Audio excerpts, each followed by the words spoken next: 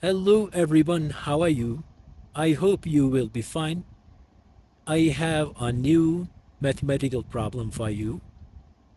Minus 5 plus 5 multiplied by 5 divided by 5. We will do in the way minus 5 plus 5 is 0 multiplied by 5 divided by 5. So 0 multiplied by 5 will be 0 divided by 5. So answer will be 0, but it is wrong.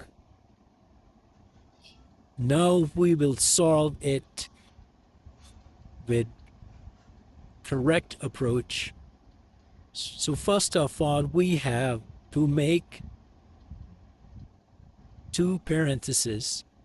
The first one is minus 5 plus 5 multiplied by 5, and this fraction is divided by 5.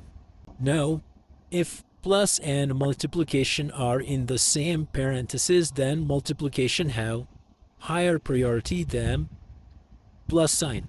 So we will solve it. 5 multiplied by 5 will be equal to 25 divided by 5.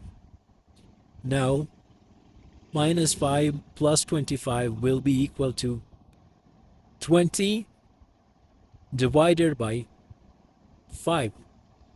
So it will be 20 divided by 5 will be equal to 4, which is our answer. Thank you.